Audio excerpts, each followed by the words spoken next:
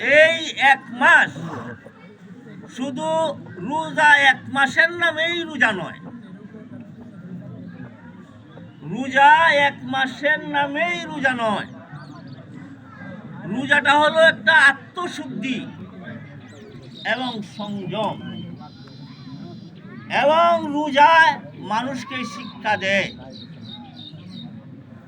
সহমর্মিতা, ধৈর্য, সুবুর, এইগুলি শিক্ষা দেয়। তো এই শিক্ষাটা শুধু রমজানের জন্যই সীমাবদ্ধ না। আমরা যারা রোজা রাখতে পারছি, আল্লাহর হুকুমগুলি পালন করতে পারছি, এমনিভাবে সামনে আরো 11টা মাস যেভাবে থাকতে পারি এবং চলতে পারি এবং আল্লাহর ইবাদত করতে পারি, আল্লাহর কাছে সাহায্য চাইতে হবে।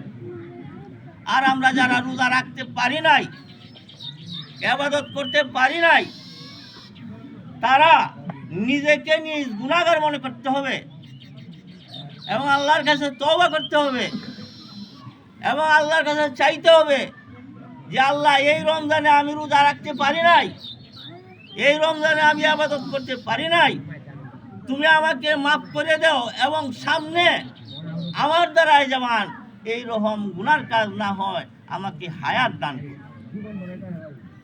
এই হায়াতটা চাও আল্লাহর কাছে জায়েজ, যে আল্লাহ, আমি তো ভুল করছি, গুনাহ করছি, এই পর্যন্ত আমি আমাকে আর কিছু হায়াত দাও, যেভাবে তোমাকে সন্তুষ্ট করতে পারি, তোমার হুকুমগুলি পালন করতে পারি, আমাকে আরো কিছু দীর্ঘ হায়াত দান করো। তখন আল্লাহ রাব্বুল আলামিন, আপনি আমার মনের সব কিছুই জানে, আল্লাহ আমাদেরকে দীর্ঘ হায়াত দান করবেন এবং মাফও করে দিবেন। আর যদি খারাপ নিয়ত থাকে, তাহলে আল্লাহ রাব্বুল আলামিন সব জানেন। আর কার কোন সময় মওত হয়, আল্লাহ রাব্বুল আলামিন জানেন। এখন থেকে যদি আমি গুনাহ থেকে তওবা করি, গুনাহ থেকে আল্লাহর কাছে মাফ চাই এবং চেষ্টা করি, আল্লাহ অবশ্যই আমাদেরকে মাফ করে দিবেন।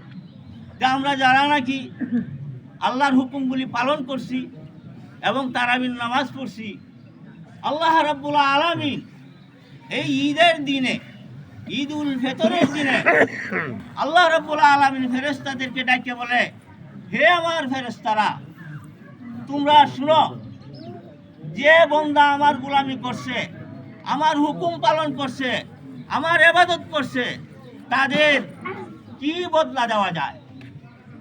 আল্লাহ রাব্বুল আলামিন যখন ফেরেশতাদেরকে নিয়ে এই কথা বলবেন, ফেরেশতারা বলবে যে, হে রাব্বুল আলামিন, যে বান্দা আপনার গোলামি করছে, ইবাদত করছে, গোলামের পুরাপুরি মজুরি দেওয়াই তাদের জন্য দরকার। আল্লাহ রাব্বুল আলামিন বলেন, হে ফেরেশতারা, তোমরা সাক্ষী থাকো, তাদেরকে আমি ক্ষমা করে দিলাম। তারা মাঠ থেকে ফিরার আগেই তাদেরকে আমি ক্ষমা করে দিব এবং তাদের গুনাহগুলি নেকির দ্বারাই পরিবর্তন করে দিব। তা আমরা এই আশা নিয়ে, এই আমার আরেক ভাই বলছে যে এইটা একটা গুরুত্বপূর্ণ সময়, মনে করেন কিরকম সময়টা, আজকে যদি আমাদেরকে সরকারে কোনো একটা উপহার দেয় আর আমরা এইভাবেই যাই, তখন আমরা কি অপেক্ষায় থাকবো যে কার ডাক কোন সময় করে মিস হইলে আমি পাবো না। ঈদুল ফিতরের এই যে মাঠ, এইরকম একটা সময় আল্লাহ স্বয়ং বলছে, তোমাকে আমি মাফ করে দিব। আমরা একটা কথা লক্ষ্য রাখবো, ঈদের মাঠে আইসা আমরা প্রয়োজনই যারা কথা বলবে, প্রয়োজন যাদের তারা বলবে, মাঠ শৃঙ্খলার জন্য যারা বলার তারা বলবে, আর আমরা সর্বদাই তাকবীরগুলি পড়তে থাকবো। আল্লাহু আকবার, আল্লাহু আকবার, লা ইলাহা ইল্লাল্লাহু, আল্লাহু আকবার, আল্লাহু